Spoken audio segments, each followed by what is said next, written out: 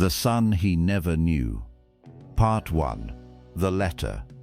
It was a Thursday in October when the letter arrived. Chuck Norris was 35 years old, and he had been teaching the morning class when Paulie slid the envelope under the office door, face down, which was Paulie's way of communicating that he had noticed something about it and was leaving the interpretation to Chuck. Paulie had been his assistant for 7 years and had developed in that time a precise economy of signal.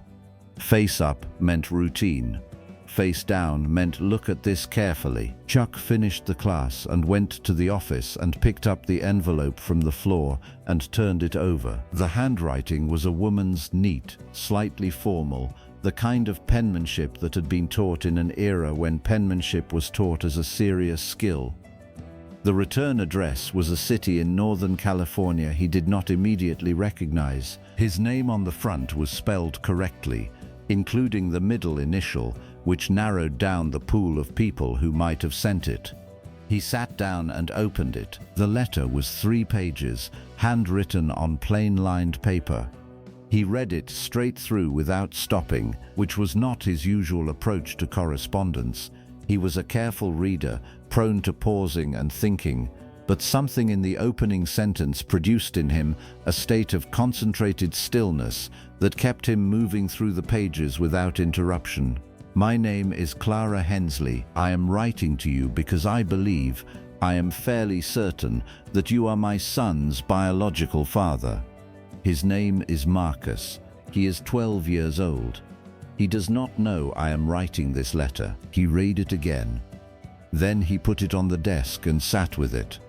The year was 1975. The letter described events from 1962, 13 years earlier, when Chuck had been stationed at March Air Force Base in California in the last year of his service, before his discharge, before the karate schools, before the championships and the years of building something from the ruins of a childhood in Oklahoma. Clara Hensley had been 22 years old then, a secretary in the civilian administration office. They had known each other for 6 weeks.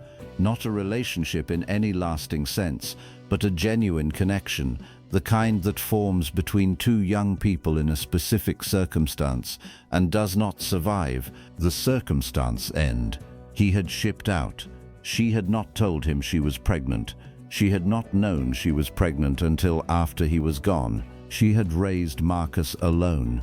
She had never sought anything from Chuck. Not money, not acknowledgement, not involvement. She had given the child a name and a life and her full attention for 12 years, and she had managed. The letter was not a demand. It was not an accusation. It was the simplest possible thing. A woman telling a truth she had held for 12 years because her son had begun asking questions and because she had decided, in the way people decide things that have been building for a long time, that the truth was no longer hers alone to carry. Marcus asks about his father. I have told him what I can tell him honestly, that his father was a good man in a situation that did not allow for the kind of response that a different situation might have. He deserves to know the rest. So do you. Chuck sat in his office for a long time after reading the letter. The afternoon classes were starting in 2 hours. He could hear, faintly, the sounds of the parking lot outside, a car, a radio, the ordinary noise of the world being itself. He picked up the phone and called his mother. Part 2. What his mother said. His mother was 60 years old, and she had the quality that certain people develop through decades of enduring things that would break a less constituted person. A quality of clear-eyed wisdom that dispensed with sentimentality without dispensing with compassion. She had raised 3 sons with no reliable income and an unreliable husband, and had watched one of those sons die in Vietnam, and had continued, because continuing was what she did. Chuck read her the letter over the phone. She listened without interrupting. When he finished, she was quiet for a moment. Then she said, "How do you feel?" "I don't know yet," he said. "That's honest. That's appropriate," she said. "It's a lot of information to have arrived all at once. What should I do? His mother was quiet again, longer this time. I want to ask you a question before I answer that, and I want you to think about it before you answer. She paused. When you read that letter, when you got to the part about the boy, what was the first thing you felt? Chuck thought about it. Grief, he said. For the 12 years. Yes, his mother said. That's the right thing to feel first. Because those 12 years happened, they can't be undone. And whatever comes next, whatever you decide, whatever you do, those 12 years are going to be part of the story. She paused. Now my answer. To your question, you should do what you would tell your students to do when they're afraid to take the correct action because it's difficult. Chuck knew what he told his students. He had told it to dozens of them over the years. He had written it in different words in letters and said it in different words in class, and it had always meant the same thing. The degree to which a person avoids difficulty determines the degree to which they avoid their own life. I'll call her, he said. Yes, his mother said. You should. Part 3. The Drive to Stockton. Clara Hensley lived in a suburb north of Stockton, in a house that was modest and well kept in the way of a house maintained by someone with limited resources and unlimited standards. The neighborhood was the kind of neighborhood that doesn't appear in any story, except the real ones. Streets of nearly identical houses where the visible differences were the small gestures of individual personality that people make with their gardens and their porches and the color of their front doors. Chuck had called her 2 days after receiving the letter. She had answered on the second ring, and her voice had been calm in a way that told him she had been managing her own feelings about the call for some time before it happened, had expected it, or hoped for it, or feared it, and had prepared herself for all three possibilities. Their conversation was quiet and careful, and they had agreed that he would drive up on Saturday. He drove north from Torrance on Friday evening, stopped at a motel in Fresno, and lay awake for 2 hours before sleep came. He was not, he had discovered in the days since the letter arrived, able to experience this in the way he would have preferred to experience it, with the analytical clarity that he brought to problems that had clear solutions. This was not a problem with a clear solution. It was a fact that had been true for 12 years and was now known, and the only question was what kind of person he was going to be in relation to it. He had spent 15 years building a specific kind of person. The discipline, the training, the wins, all of it had been in service of a vision of himself as someone who did not flinch from difficulty, who met what came with his full capacity, who stood in the difficult places without looking away. He had built that person from the ruins of a boyhood in which a man who was supposed to be immovable had moved, had left repeatedly, and then left for good. And the construction project of his adult life had been, in important ways, a repudiation of that example. Now he was lying in a Fresno motel room thinking about a 12-year-old boy who had grown up without a father the way Chuck had grown up without a reliable one, and understanding with the specific quality of a man who has spent years studying himself that the version of him that had always said, "I would never do what my father did," had, without awareness or intention, done exactly that. Not the same thing. The circumstances were different.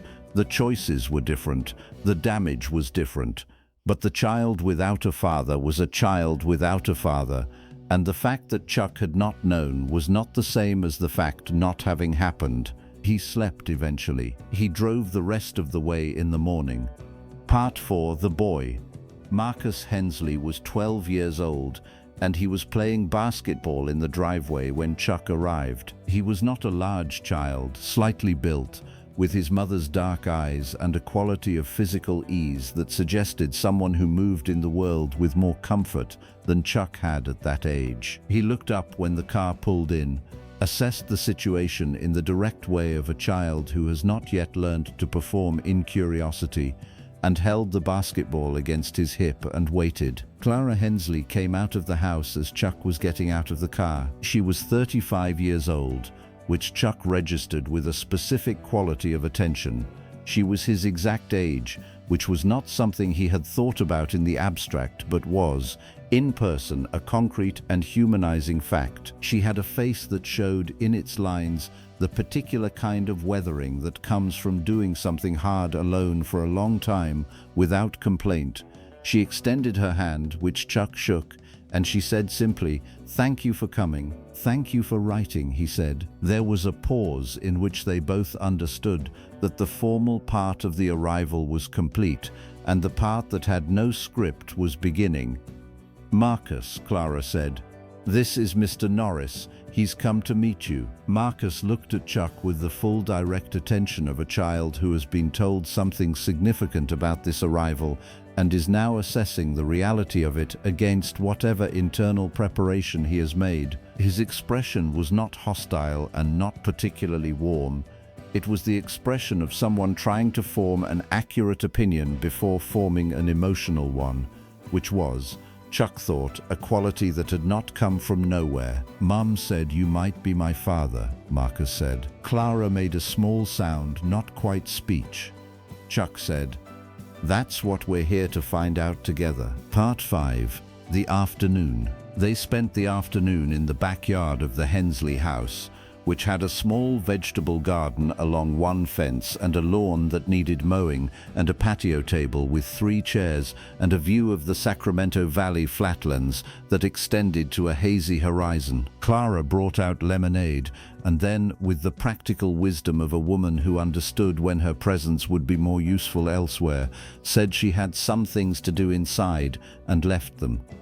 Chuck and Marcus sat at the table. For the first 10 minutes, neither of them said anything of consequence. Chuck asked about school. Marcus gave short, accurate answers. They both understood they were in a period of calibration rather than genuine exchange. Then Marcus looked at the horizon and said, "Do you know how to fight?" "Yes," Chuck said. "Like actually, not like in the movies." "Like actually," Chuck said. Marcus considered this. "My teacher at school, Mr. Delgado, he says the way you know if someone really knows how to fight is if they don't want to." "Mr. Delgado is right," Chuck said. "He says he was in the Marines and he's only fought once since he got out, and he says that once was one time too many." Marcus looked at Chuck. "Were you in the military?" "Air Force, 6 years. My mum's dad was Army. He died before I was born." He paused. "I don't really have any." He stopped, started differently. "It's just me and Mum. We don't have a lot of, there's nobody who shows you the guy stuff, you know?" Chuck had been in this conversation before, in a different form, with different people. He had been the boy for whom the guy stuff had been inconsistently available, sometimes present, often absent, permanently unreliable. He had become, over the years, the person who provided it for a series of young men in the dojo who had come from various versions of the same circumstance. He knew how to sit in this particular space. "What do you want to know?" he said. Marcus was quiet for a moment. Then, with the concentrated courage of a child who has decided to say the real thing rather than the safe thing, "I want to know if you're going to leave. Because Mum doesn't say it, but I can tell she's worried that she didn't know if you'd come at all, and I didn't know either. And now you're here, and I don't know what that means, and I want to know before I think about it too much." The afternoon light was sitting low over the valley, the way it sits in October in Central California, warm and particular, the kind of light that makes ordinary things look briefly important. Chuck looked at the boy across the table, 12 years old, with his mother's eyes and a question on his face that was not a small question, and he thought about what it would mean to answer it correctly. He had spent 15 years building a version of himself. This was the version being asked. "I don't know what this is going to look like yet," Chuck said. "I'd be lying if I said I knew exactly what's going to happen, but I can tell you what I know, which is I'm not going to disappear. I drove up here from Torrance. I'm sitting at this table, and I'm going to keep sitting at tables with you for as long as you want me to." He paused. "That's not a promise about what we're going to be to each other. We have to figure that out. But it's a promise about what I'm not going to do.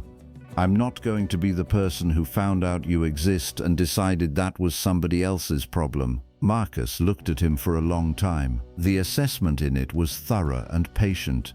The assessment of a child who has already had experience of promises that did not hold and who was taking his time with this one. Then he said, "Can you teach me to play basketball better? I'm okay, but I keep losing the ball when someone comes in close."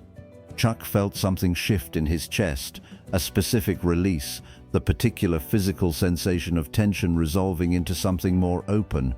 "I can show you some footwork that'll help with that," he said. "It's the same principle as a lot of other things." "Like what?" "Like, the ground is where your power comes from. Everything else follows from the ground." Marcus stood up. "Show me." Part 6. The conversation with Clara. After Marcus went inside to wash up for dinner, Chuck and Clara sat on the patio in the fading light.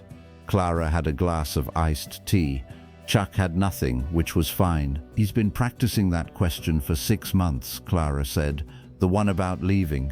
I could tell he was going to ask it." "He asked it directly," Chuck said. "I respected that.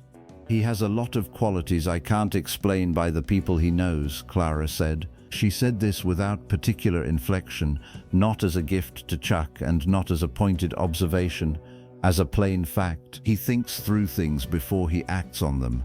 He keeps his word to people. He has very little patience for dishonesty."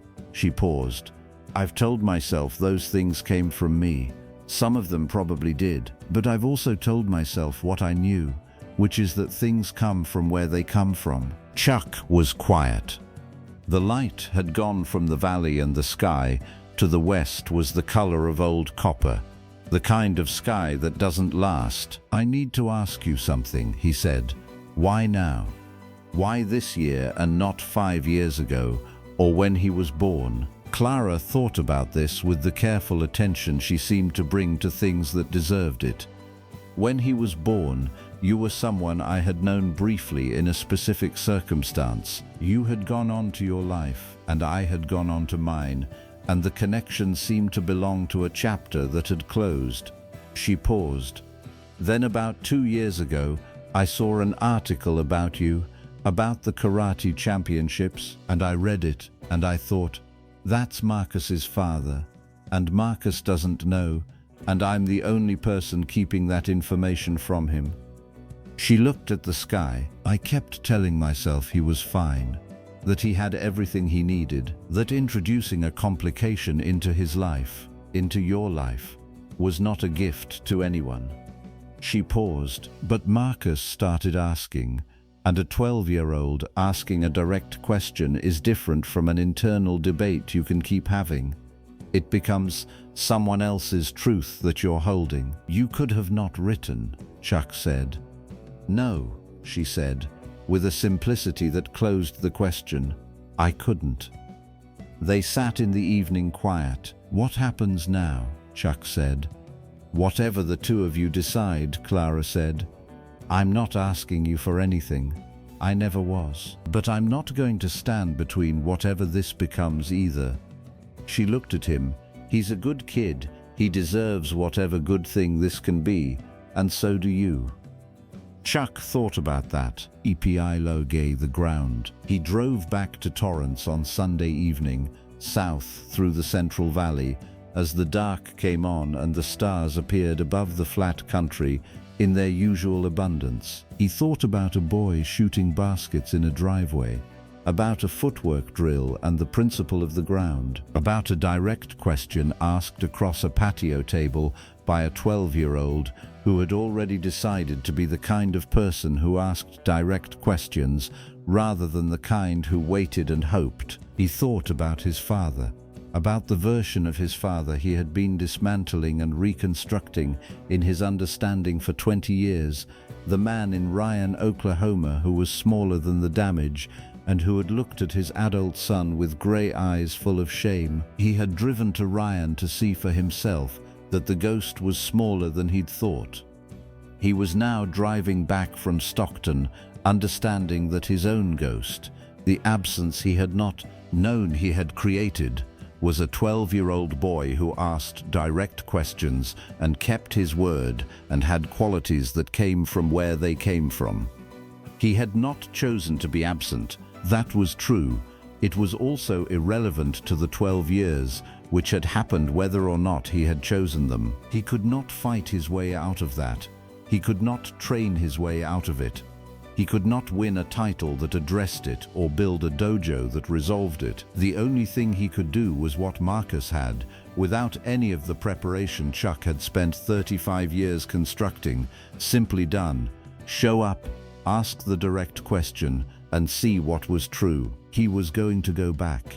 He knew that before he reached Fresno. He was going to go back the following month and the month after that, and whatever it became, whatever Marcus wanted it to become, at whatever pace the boy set, he was going to be present for it in the way that presence is measured, not in declarations but in the accumulated evidence of consistent return. Every champion who had ever stood at the beginning of something difficult, looking at the distance between where they were and where they needed to be, had faced the same choice. Not whether to be afraid, fear was given, whether to move anyway. He had always moved anyway. That was the only thing in the end that had ever made any difference. He would move anyway here too. The headlights on the 99 southbound divided the dark into a moving corridor of visibility, just enough to see what was directly ahead, which was always, in his experience, exactly the amount of visibility you needed to get where you were going, as long as you kept moving. He was 35 years old. He had a son he was going to get to know. That was enough of a beginning.